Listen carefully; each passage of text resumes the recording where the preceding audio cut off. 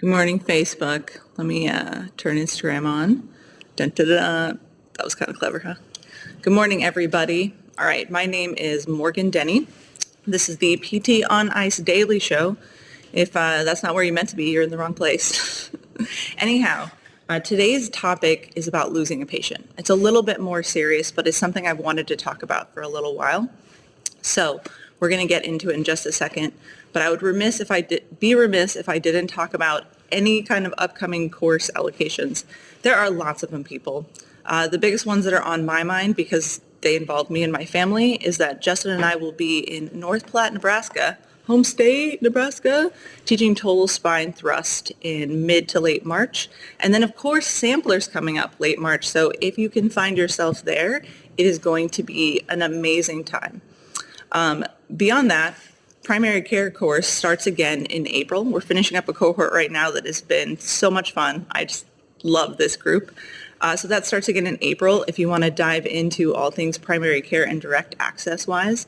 And my online COVID course has launched. So if you want some more information on how to treat patients post-COVID, go ahead and check that out on ptonice.com. It is an online short course, 4 lectures, lots of resources, and some interviews. So go ahead and jump on that if you're up for it. So without further ado, let's chitty chat about losing a patient, right?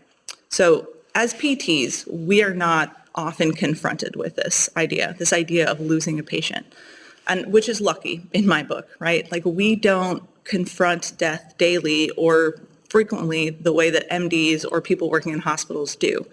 But when we do confront it, it can be hard because as PTs, like, we're not trained to deal with this. Like, no one ever said, this is what you do if you lose a patient, or this is how to process it, right? But it's important that we kind of think about it, because while it may not be our fault that most of our patients die, it may be more of a traumatic means or natural old age, that kind of thing.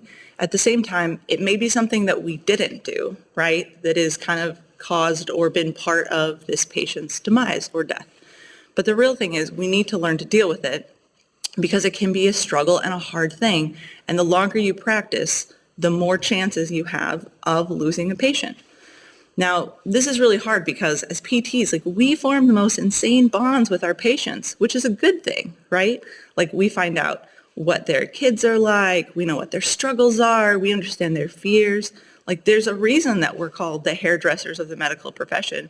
We hear it all, right? And that's a two-way street oftentimes. Like, it's our patients telling us things, but it's also us being able to complete that relationship, form that bond, share a little bit about ourselves, and educate our patients. They kind of become like our babies, you know? Like, have you ever left for a little while and had a sub come in and you're writing feverishly about everything you need your patient to do? Because we're protective. Like, we have created this thing, built this person up, made them stronger physically and emotionally, and we don't want that to go wrong. And we know how important these things are in terms of overall physical therapy and care. So they become like our babies. So it's not surprising that when we lose a patient, this can be an extra hard thing for us as PTs, because that bond is so strong, that protective nature is so strong. Now, for me, I've been a PT since 2006, and I think around 5 of my patients have died. Now, that said, I'm sure there are others that, the next of kin didn't think, gee, I better look into who their PT was so that I can contact her and let her know. So there might be more, but there are 5 that I know of. And I want to tell you about the most recent one and the first one, because those are the ones that are most on my mind all the time. So the most recent one, he died during sort of the early days of COVID. And he was a person who I was treating right up until our clinic closed for about 6 months. He was 66 when he died, and he was one of the most hysterical patients I've ever had.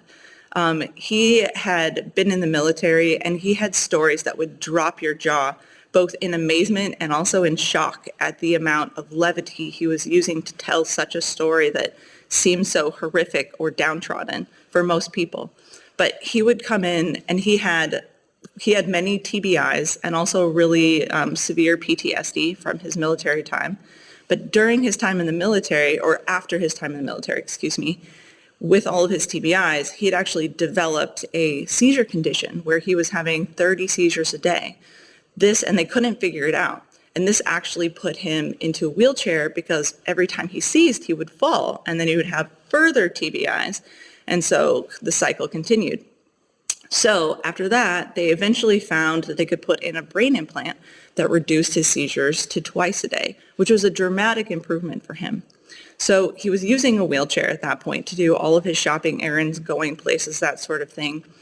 But as he was crossing the street, he got tapped by a car. Luckily not hit strongly, but tapped by a car that gave him low back pain. And that is the magic of how I got to meet this wonderful person. So in treating his low back pain and realizing that his goals really didn't revolve around pain, but out of getting out of the chair, being able to walk independently, being able to move around his apartment, being able to be that human that he used to be in some way, sense, or form, those were his goals.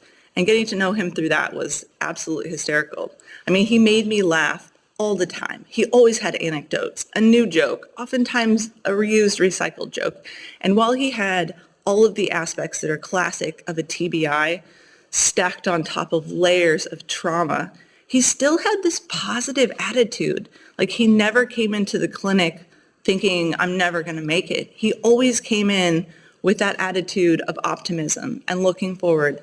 And that, I think, is something that I will miss forever and ever. That feeling of seeing his name on my schedule and being like, this guy's coming in. I can push him. He'll work hard. He's optimistic. He's making progress. But really, the thing is, like, he lightens the day. He lightens the whole clinic. Now, when he died, everything was a mess in the medical system, and even the VA had no idea what the cause of death was. But honestly, that part doesn't matter a whole lot. What really matters is that, like, I feel like we lost one of those little balls of energy that's floating around in our world all the time. There are tons of them, always, constantly. But feeling that loss, even if after I hadn't seen the patient in over a month, that was a reality, you know? And I think beyond that loss, one of the things that comes into play as PTs is a feeling or a sense of potential blame, right? So even though I was not the cause of this person's death, there were many factors and a laundry list of medical history. At the same time, when you lose a patient, I think it's hard as a PT not to think, could I have done more? I'm a medical provider. I knew his medical history. I knew the mental health concerns. I knew the risks. I knew the cardiovascular background. I knew the seizure disorder. Could I have done more?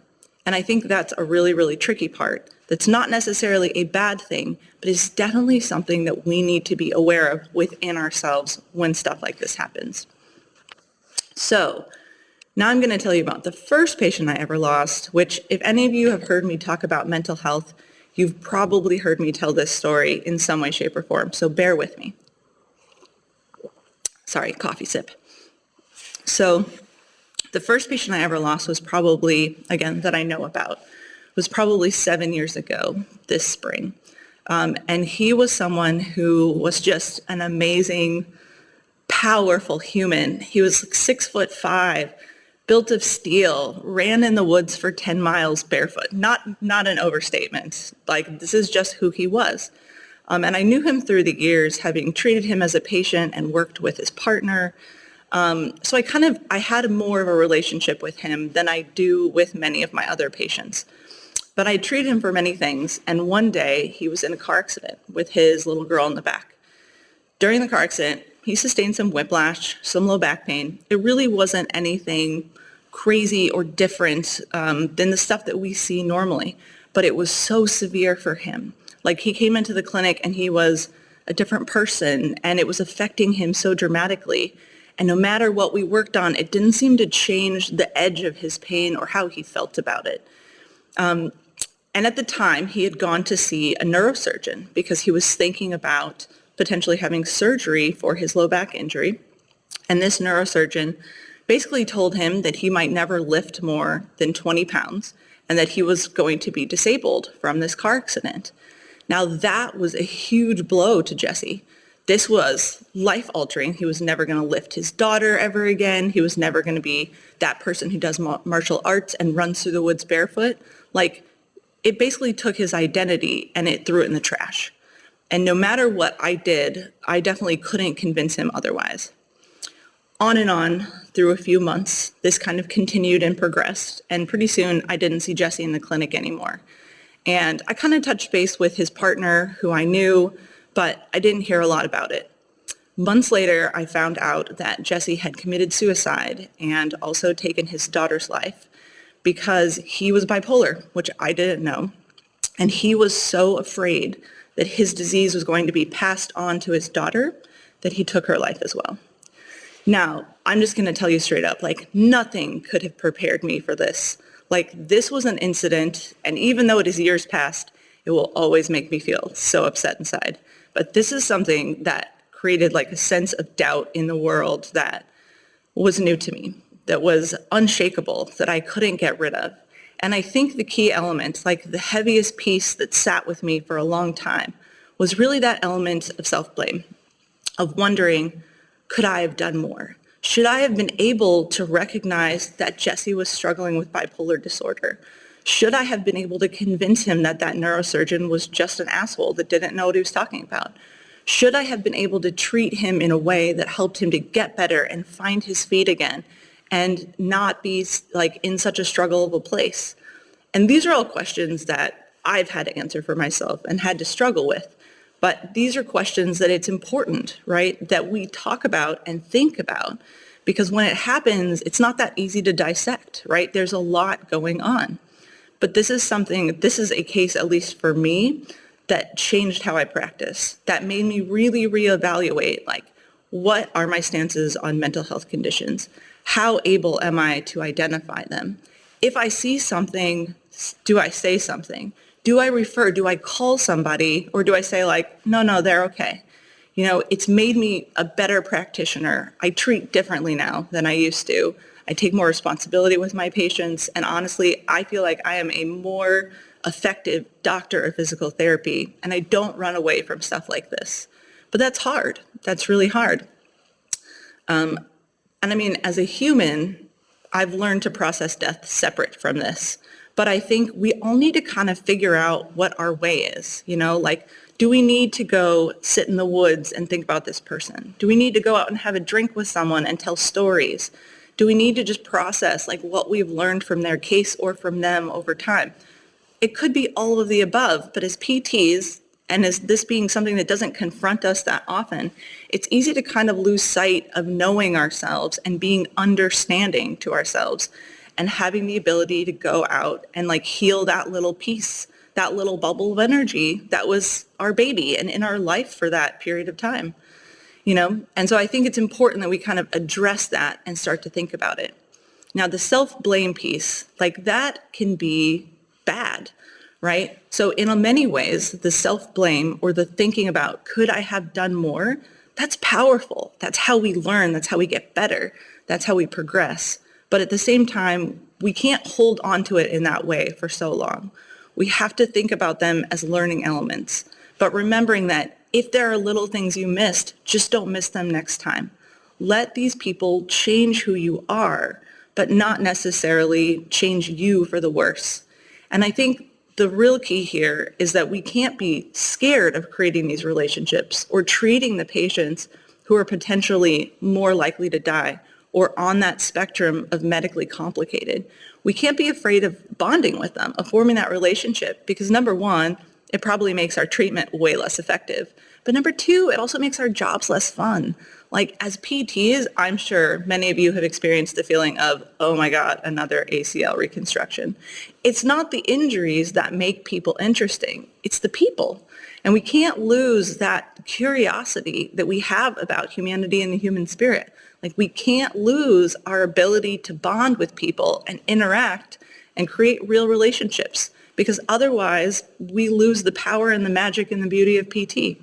So we can't be scared of that, even though that is exactly what makes losing a patient hard. We have to continue with that anyway.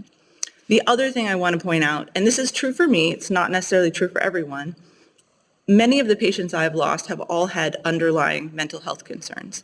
And I think in PT in general, we don't address these very commonly. It's one of the reasons in the primary care course, we dedicated an entire lecture to mental health and how to help people with that. But the key is you can't really think about treating the body and the mind separately. And for many of the patients that I've lost, they've all had these mental health concerns. So we know that's playing in, and we know it's common. It's not going away. And with COVID integrating into our system and months of quarantine, mental health concerns are going up, not down. So as PTs, I also believe this is somewhat of a call to action. Like, we need to get better at understanding mental health. We need to get better at treating these patients. And we also need to get better at learning when to ask for help with these people and not feel like we need to do it ourselves or that it's not our place. So as PTs, it's, we're very accustomed to treating life, not death. Like, we go towards that end. We advocate for living, which is great. But we also need to learn to deal with the dying, because that part is always going to be a part of life anyway. So to those of you out there who have lost patients, I'm sorry, but also it's part of the cycle, and I hope that you've learned from it. For those of you who haven't, just be prepared. Be mentally ready. Don't be scared. It's just going to happen. But be vigilant and do a good job. All right, y'all. Song of the day, not because it is related to this topic very much, but because I've been listening to a lot, is a song called The Bones by Maren Morris and Hosier. So I hope you enjoy it. Have a great Tuesday, and we will see you sometime in the future.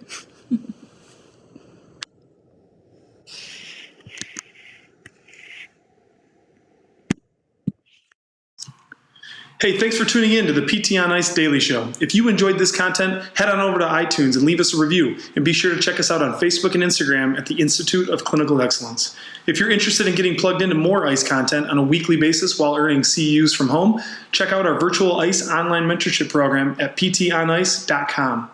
While you're there, sign up for our Hump Day Hustling newsletter for a free email every Wednesday morning with our top 5 research articles and social media posts that we think are worth reading. Head over to ptonice.com and scroll to the bottom of the page to sign up.